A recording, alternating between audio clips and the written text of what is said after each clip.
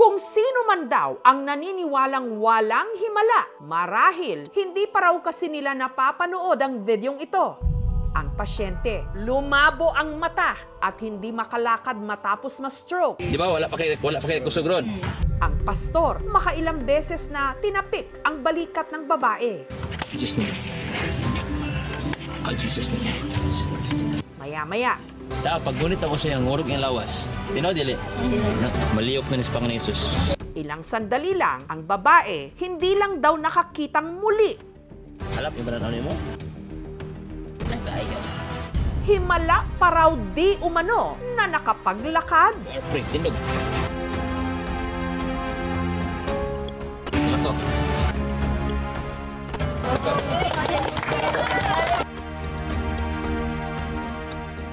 Kamusta? Dali kusog? Isa ka. Mungot. Ang Meron ba o walang himala? Ang babae sa video, ang tiga-Tubahon, Misamis Oriental, na si Annaliza, na stroke daw noong 2020. High blood gyud, na-stroke dahin ko. Ma-ICU gyud ko. Ipirahan, nawa ko'y kwarta, iuli ko. Mula noon, nahirapan na raw siyang maglakad. Hiwi na ko. Ano na ko? Abi na ko mamatay. wala pa kayo kusog ron. Hanggang ipinakilala raw siya sa isang pastor mula Cagayan de Oro. Maliyok na ni sa Panginoon Jesus. You are free.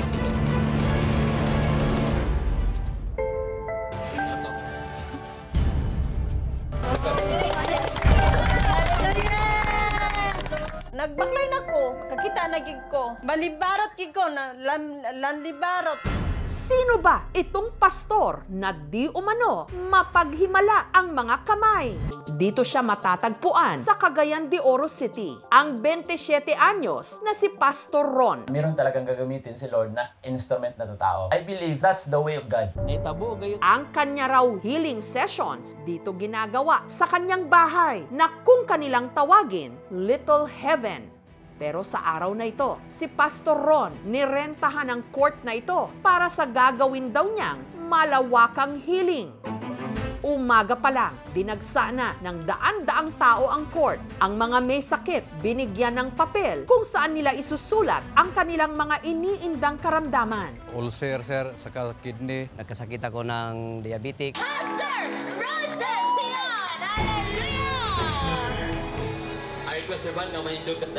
Ang gamutan, sinimulan sa isang worship session. Dasal muna. Jesus! I will follow you! And no turning back! In Jesus' name!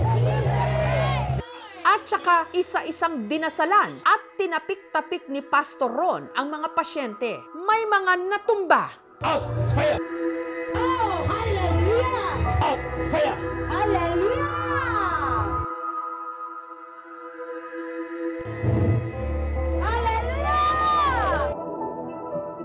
Meron ding mga lumublob sa drum na puno ng tubig.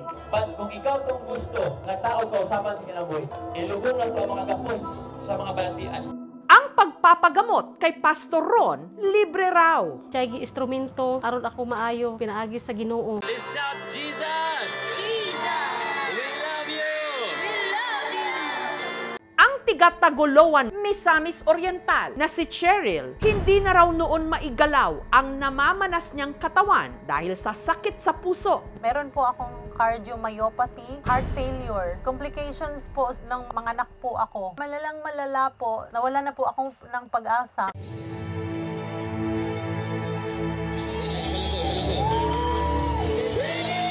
Hanggang napanood daw niya ang isa sa mga viral video ni Pastor Ron. Kaya si Cheryl agad nag-message. Si Pastor Ron dyan po yung pumunta po sa amin.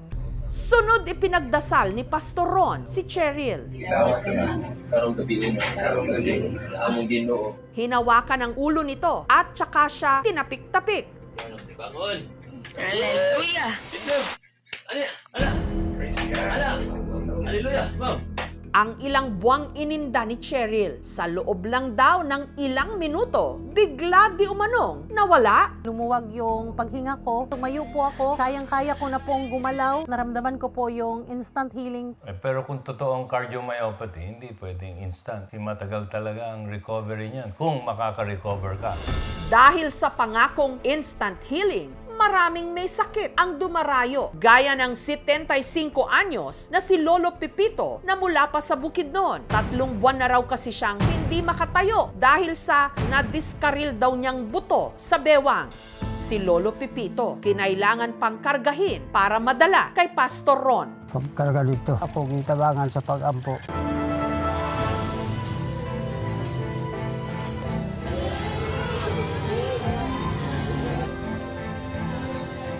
Arang-arang naman akong pamati ito. Ila ako tindog dito. Dala siguro na sa pag-ampo. Kung ganyo ako gitabangan sa pag-ampo. Kung paingon man sa Ginoo. Maaring ang pasyente ay nagkakaroon ng mga tinatawag natin na neurological disorders. Maaari rin na ang pasyente ay nagkakaroon ng tinatawag natin na mga metabolic disorders o kaya yung mga peripheral vascular disease. Maaari agad silang gumaling by correcting the underlying causes. Well, mostly, depende sa lala ng conditions. Si Jezreel naman, na-diagnose noong 2018 na may hyperthyroidism o sakit sa thyroid gland. Ever since noon, pinawala na ako ng masyadong stress, mga preservatives. Madami akong bawal. Dahil walang perang pampagamot, kay Pastor Ron din siya lumapit. Libre naman. Okay lang siguro to, wala namang mawawala. Si Jezreel dinasalan. In the name of Jesus, I release the fire of the Holy Spirit now. 1, 2, 3. Out! Hindi ko namalayan. Pagkagising ko, andyan, nakahiga na ako. At mo baka Jesus Christ. Sabi sinot, ayaw kandok, okay. Wala lang kayo sakit.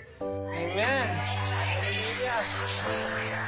Yun yung first time in 5 years na hindi ako nadala sa hospital. Ang hyperthyroid, hindi siya gumagaling instantly. Pagka hindi to pinatingin at hindi nagpa-doktor, bumibilis lalo ang puso. Pwede magkaroon ng cardiac arrhythmia at pwede rin ng heart failure. Yung instant healing na sinasabi nila, medyo hindi yan scientifically proven na meron nga. I doubt na talagang nag-recover siya from the stroke. Probably yung drive lang or yung kagustuhan niyang makatayo at maglakad ang nanaig sa kanya para lang maglakad. Pero may weakness pa rin sa nakita ko sa video. Alam, yung ano mo? Ito yung natawag na amaurosis fugax or transient vision loss. Perfusion sa mata ng pasyente, parang may bumara. Ito usually nakikita sa may mga stroke, may high blood, may diabetes, na minsan nanglalabo yung paningin nila tapos bumabalik din agad. Out! Fire! Pero saan nga ba nagmula ang kakayahan di mano ni Pastor Ron na magpagaling? Go! Hallelujah! Si Pastor Ron, aminadong patapon daw noon ang kanyang buhay. Isa akong bad boy dati, nabilanggo ako dati, and drug addict din ako dati.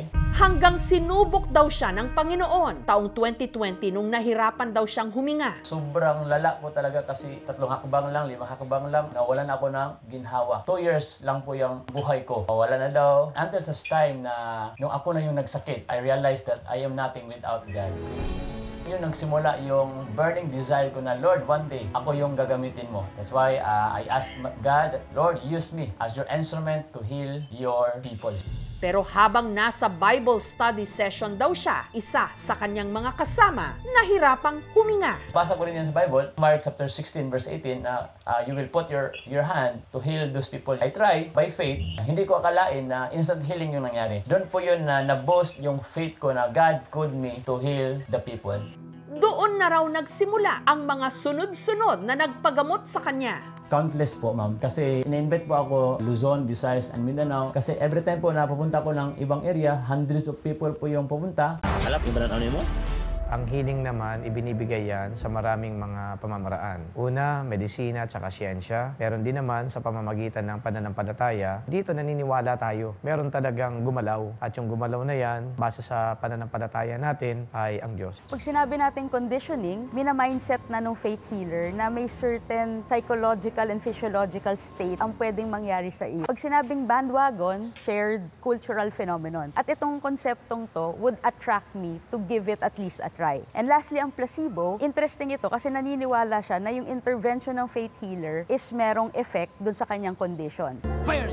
very emphasized na weak yung health systems natin. Kapag mahirap ka sa Pilipinas, parang wala kang karapatang magkasakit. Pagdating sa ospital, nagsisiksikan, lalo na kung kunyari sa mga mas mahihirap nating mga kababayan. So instead of that, pupunta sila sa mga faith healers, at the same time, hindi masakit sa bulsa. Yung mga programa sa kalusugan, tayo po ay nagkikater dito ng mga indigent na mga constituents, katulad ng kung may maghingi ng mga medisina, kailangan ng mga medical, financial, free for all. Oh, hallelujah! Maybe mayroong mga reason kung bakit hindi sila naniwala. I encourage them na pupunta dito. I give all the glory to Jesus kasi ba't ako doon na ginamit mo na magpagaling ng mga tao. Lagi nating tinatanong, meron nga bang himala? Hallelujah! Sa mga taong wala ng ibang malapitan, marahil meron. Let's shout Jesus!